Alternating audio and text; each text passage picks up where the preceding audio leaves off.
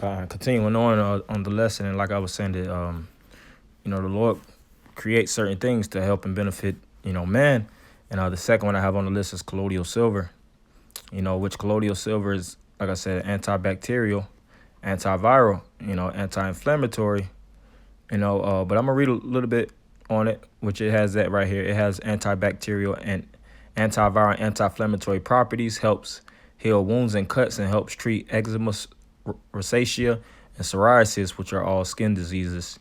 I'm just gonna jump around, but it says colloidal silver is used to treat infectious due to yeast bacteria, tuberculosis, Lyme disease, bubonic plague, pneumonia, leprosy, gonorrhea, syphilis, scarlet fever, stomach ulcers, parasites, malaria, and viruses, HIV, pneumonia, herpes, shingles, warts. Yeah, and it does have those benefits. I personally create, colloidal silver. It's easy to get a colloidal silver generator online, whether a mini generator, for a couple bucks, as well as buying the silver rods. And, you get your mason jar, some distilled water, parts per million tester, and you could create your own colloidal silver at home. You don't have to constantly purchase them by the jug, and it's by and by. The more you take these different herbs, the more benefits. And, in the time of ancients, in the ancient world, we would eat off of silverware, silver platters and things of that nature. And we know the minerals of the Lord have extremely healthy benefits. Silver, gold, platinum. They weren't just created for jewelry. These are conductor. They have multiple components, and they have skin benefits. Even when you wear certain stones and things of that nature, it benefits the skin. So even taken internally, your body uses those minerals, because our bodies are made up of nothing more than vitamins and mineral, which is broken down into different vitamins, B6, B12. But it's, our bodies are composed of different minerals, and you need hella minerals for your body to function properly, and a lot of times you catch a sickness, your body can't fend it off because it doesn't have certain minerals to overcome. So that's why it's good to take your magnesium, your manganese. You have multivitamins and things of that nature. Certain minerals that your selenium is good for the brain functioning to help overcome like dementia and different mental ailments.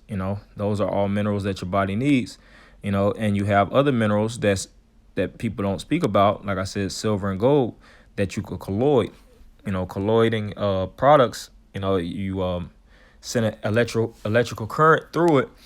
I think, if I'm not mistaken, colloidal goes through the process of electrolysis. So when you put the electrical currents through the silver rods and activates in the distilled water, you have silver microscopic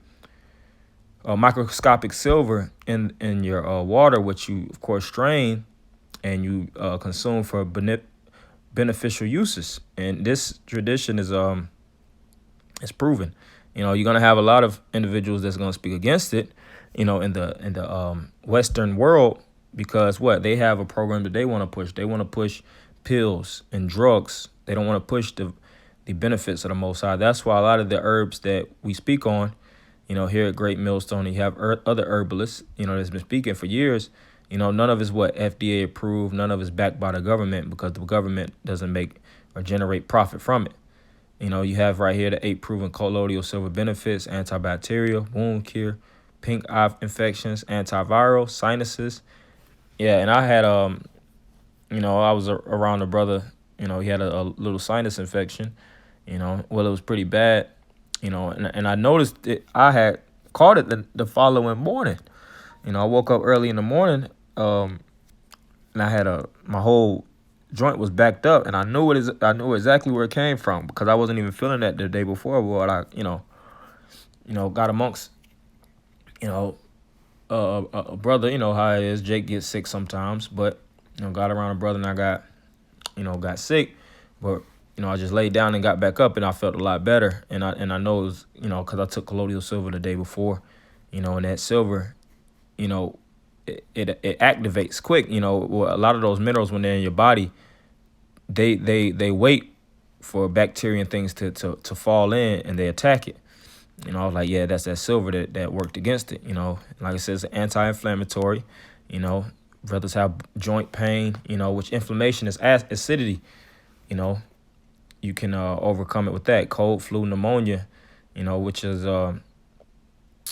it says whether ingested or used in breathing treatments, because you do have different ways you can take colloidal silver nasal spray and things as such. It said it even holds up against. Well, colloidal silver succeeds when antibiotics just don't cut it. It even holds up against viral strains or pneumonia. Yeah, so that's it. There you have it. The herbs of the Most High and the power behind them. Let me get first and foremost Genesis 1:29. And the Most High said, "Behold, I have given you every herb bearing seed which is upon the face of all the earth, and every tree in which the fruit of a tree yielding seed, to you it shall be for meat." Yeah, to us it shall be for consumption. And that's why man lived for such a long duration of time, because they had a good diet.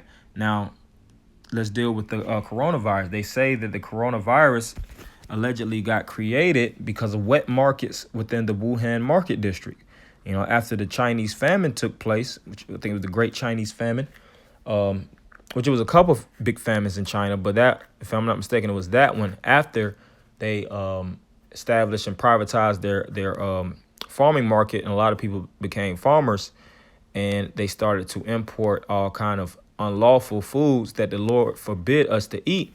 And in the wet markets, those different animals coming in contact with each other, bacterial strains, develop. You had one which was SARS, which was, I think, a severe acute respiratory syndrome, and you have here a coronavirus, COVID-19, also known as the Wu virus, and it comes from poor diet and lack of hygienic cleansing, because all these different unclean foods animals aren't even supposed to be pushed in one store anyways.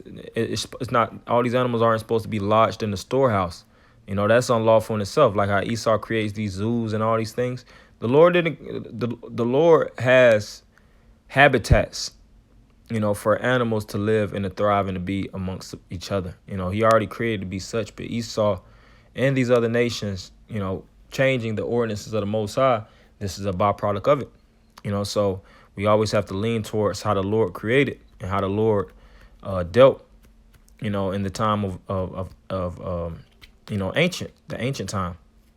And one thing that he did, speak on is when these things would happen to deal with physicians, deal with your physicians and your herbologists, men that practice holistic healing and cleansing. And they were to be the guide and the ones to help relieve you of those sicknesses. But today we have doctors, which the word doctor means to falsify. You see? So this is Sirach 38:1. Honor a physician with the honor due unto him, for the uses which you may have of him, for the Lord hath created him.